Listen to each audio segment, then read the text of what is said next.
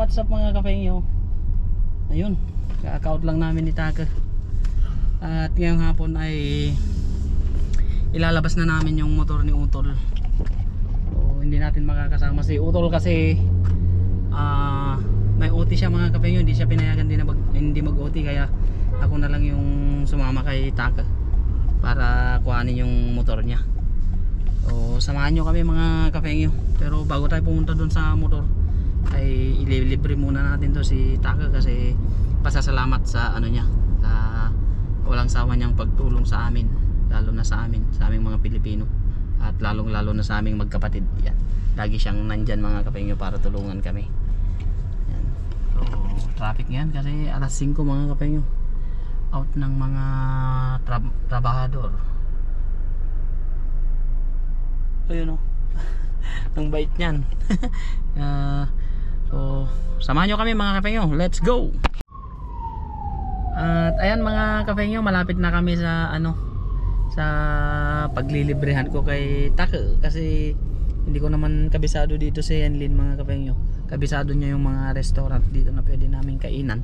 Meron daw siyang alam na mura pero masarap na kainan, kaya pupunta kami doon. Tapos sabi niya kakain daw siya ng madami kasi libre ko daw, kaya kaya sabi ko sige lang, sabi ko. Kasi pasasalamat natin sa kabutihang loob niya sa atin mga kapengyo. Yan, lagi siyang nandyan sa atin sa lahat ng problema ko mga kapengyo, nandyan siya lahat. Kaya labis-labis yung pasasalamat ko sa kanya.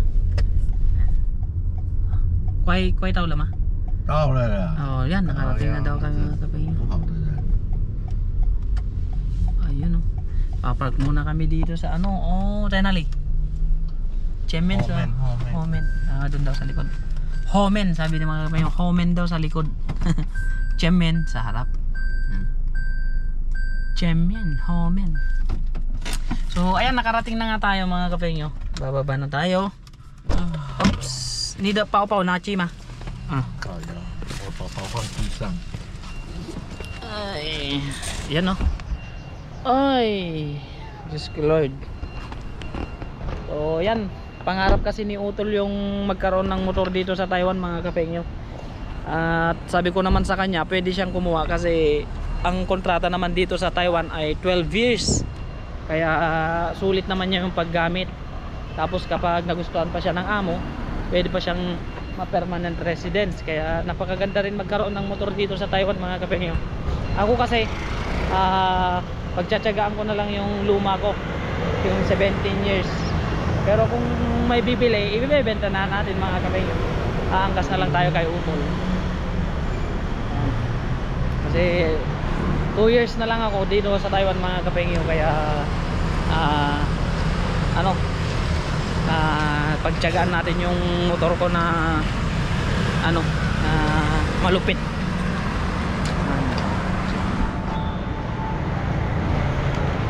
Kaya tayo dadalhin nito na kainan mga kapengyo.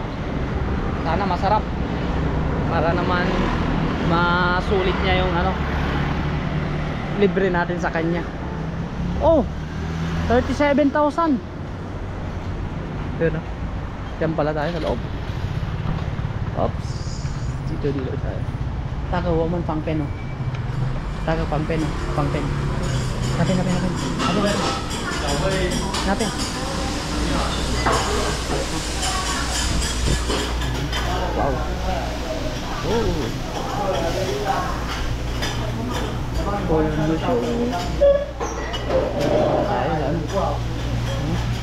Pwede pala dyan ang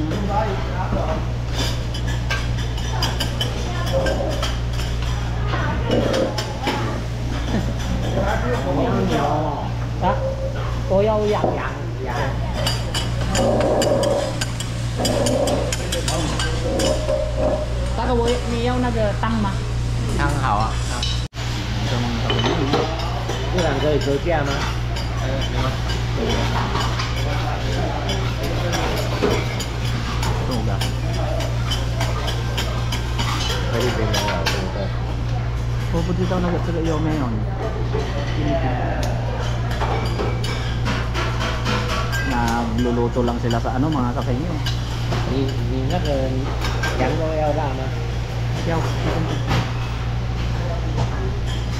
它的羊肉要1点点啊。菜要吗？ Yaw. 菜呀1点点， Tempo itin. 全部1点点，以及一样全部1点点。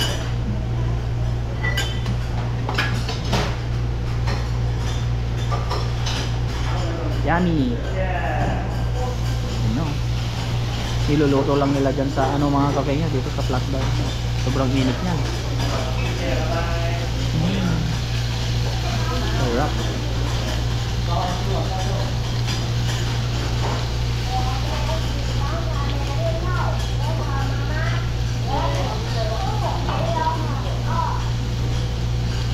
Yun no? Ang lupit naman yan mga kape nyo. Pupusugin na muna natin si Taka bago tayo punta dun sa motor.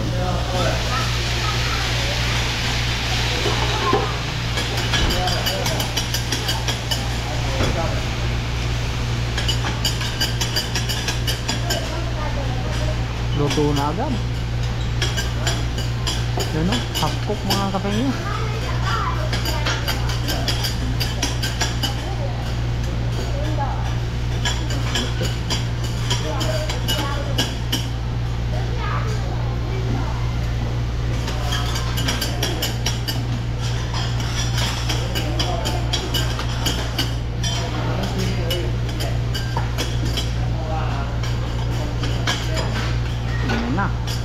Luto na agad mga kape nyo. Si. Oh?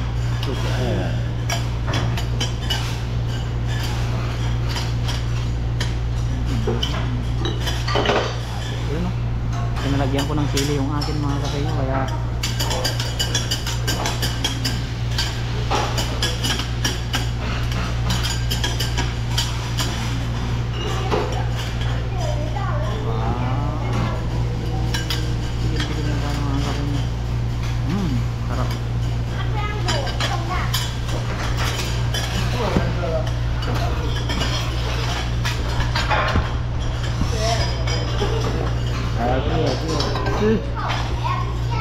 sudah.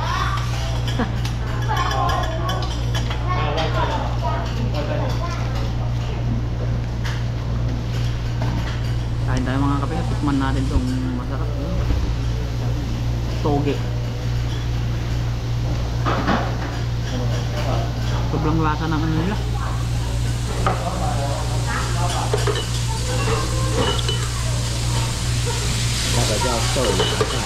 Ha? Toyasai. Toge mga kape nyo, toyasai.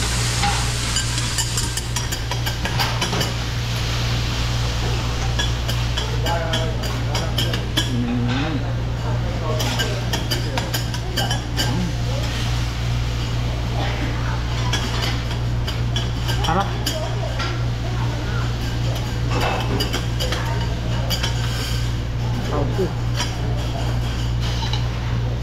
Luto na agad mga kape ha. Apok lang.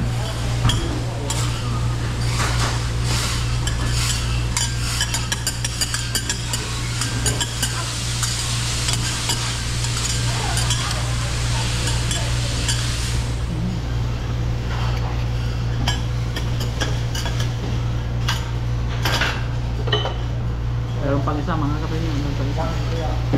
Pang isa.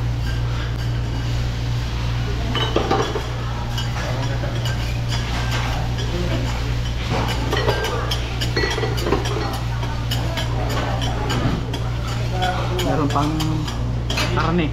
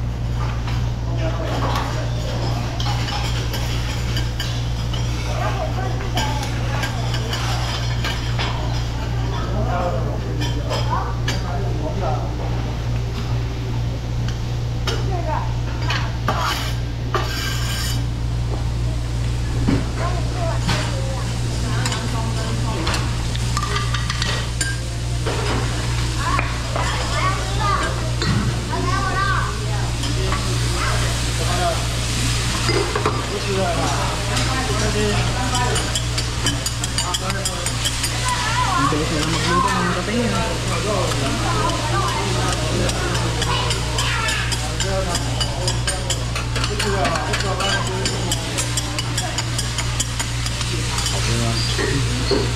Iya.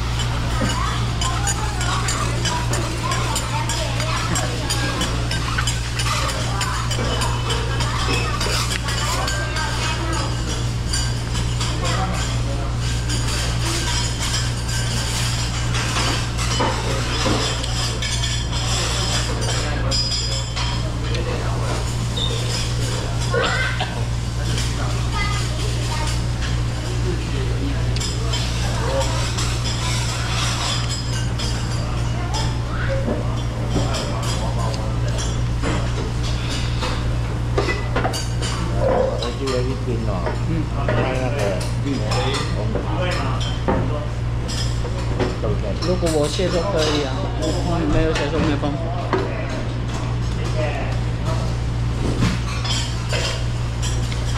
因为菲律宾能打开那个，对不对？对呀、没有不是。一样，大口，一口，你还要饭？不要，我要，盖那还可以的，不用干。怎么不要？ Tayo ah. Marami na tayong kain mga kapengyo. Order pa ako ng kanin. 一个都吃不完了，你要吃两个。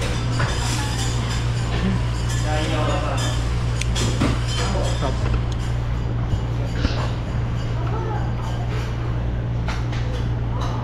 那个没有工作，Ah, 没有工作吃不完。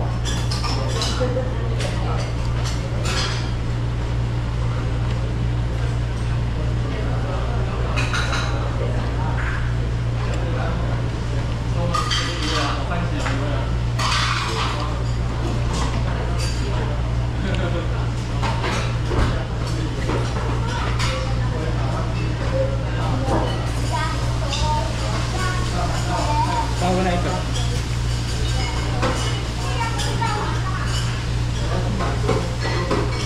应该开可以做了。可以做了。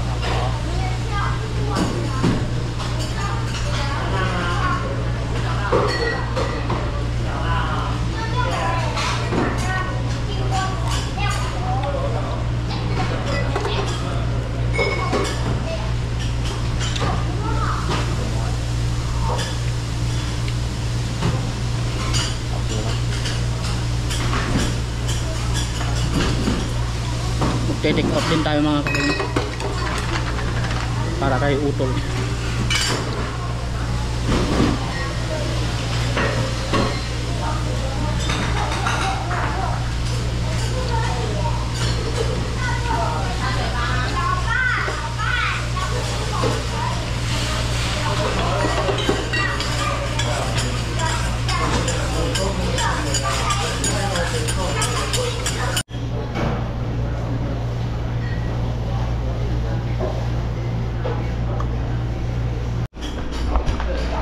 Uwian na mga kapengyo.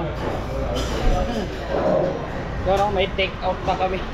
Para kay utol at para dun sa asawa niya mga kapengyo. Ay, ang sarap naman dyan. Busog na busog ako.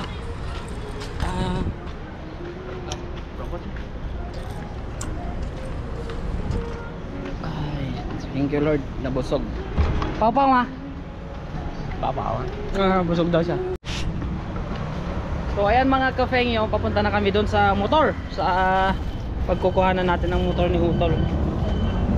Kaya ayun, samahan nyo kami mga kafengyo, at para makita nyo na rin kung ano yung magiging motor ni Utol dito sa Taiwan. Yun yung Yamaha na wala sa Pilipinas mga kafengyo. Hindi nakapasok sa Pilipinas yung Yamaha na yun. Để ra cái Yamaha ở bữa picture. So yeah, kaya na picture. Oh, malapit na kami. Yamaha.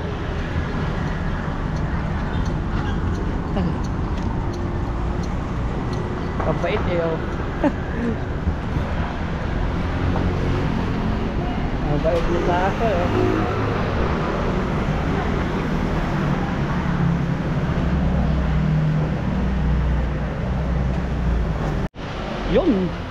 Yun, nandito na tayo mga kafengyo sa Yamaha outlet. Ayan.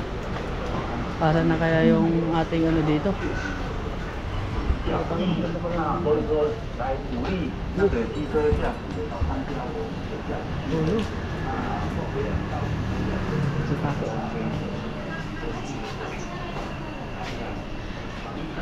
Takut. Ay.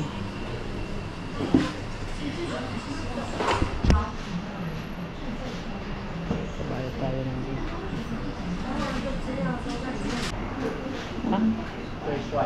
Sway-sway. Yung gwapo daw eh sa akin daw. Hindi ko alam kung nasaan.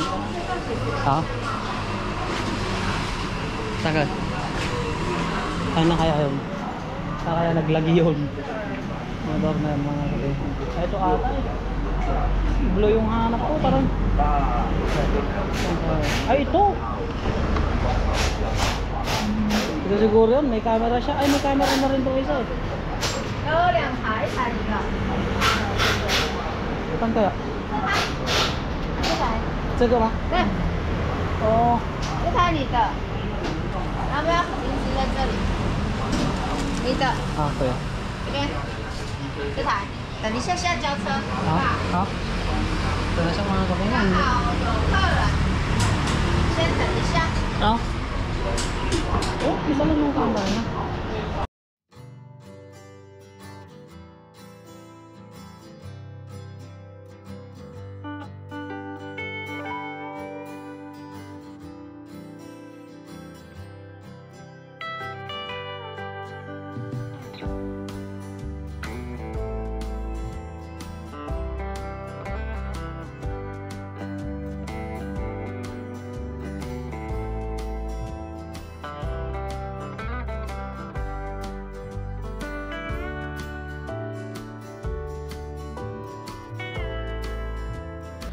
So what's up mga kafengyo? At dito nga pala ay pinapaliwanag ng mekaniko ng Yamaha kung paano gamitin ng tama itong motor na to para magtagal siya at hindi kaagad masira. Itong motor pala na to mga kafengyo ay insured na siya, sila na mismo yung naglakad. Kaya wala na tayong problemahin pagdating sa insurance. At ang kanyang insurance ay pag nawala to sa loob ng 1 taon ay papalitan nila ito ng bagong-bago mga kafengyo. Parang ganito rin siya. Kaya nagpapasalamat ako dito sa aking kaibigan kasi dito sa pinagdalhan niya sa atin mga kafengyo ay napakaganda. Wala ka nang ibang gagawin kundi ilalabas lang yung motor na kukuhanin mo, na gusto mo. Itong bagong Force na to mga kafengyo ay loaded na siya ng ABS, TCS na talagang mapapakinabangan naman pagdating sa mga tag-ulan sa rough road. Dati hindi ko alam yung TCS mga kafengyo, pero nung ipinaliwanag ng Yamaha mechanics ay naintindihan ko mga kafengyo na napakahalaga pala nito pagdating sa mga rainy season at off-road.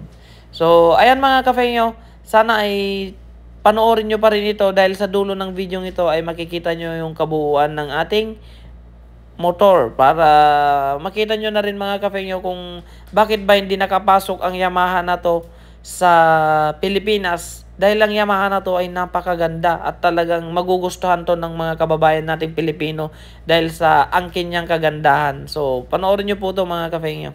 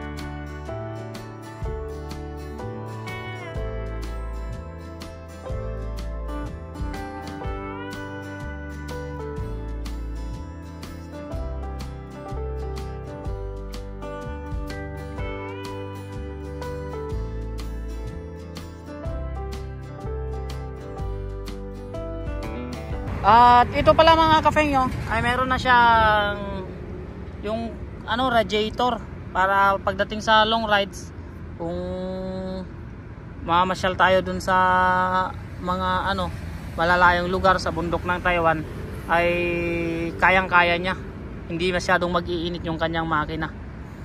Yan yung kagandahan nito mga kafengyo. Hindi ako yung nag-cash dito sa motor na to.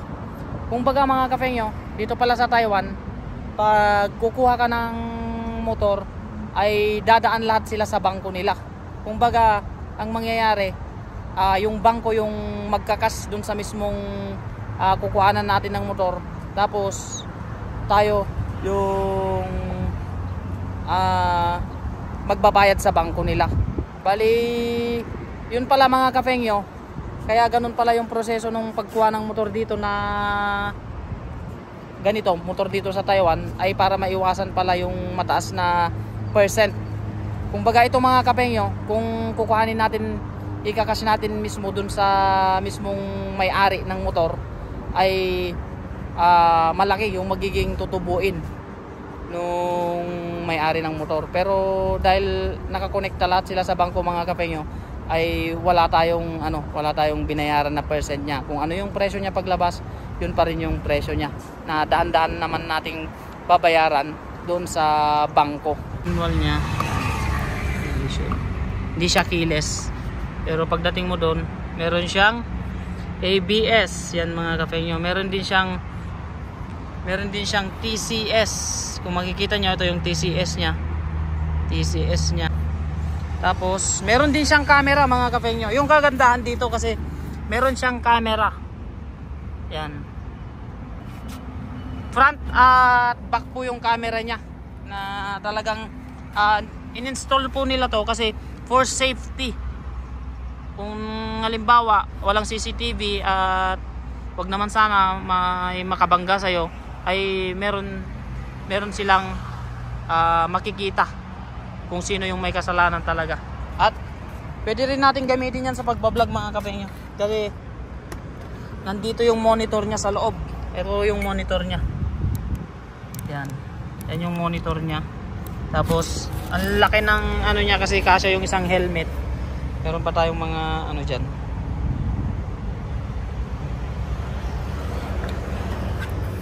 So yan mga kafengyo, sana ayan o, astig rin tong napili ni Utol mga kafengyo na motor. Motor na ito yung Yamaha na wala sa atin sa Pilipinas. So dahil 12 years ang kontrata ni Utol dito sa awa ng Diyos, ay masusulit naman niya to mga kafengyo.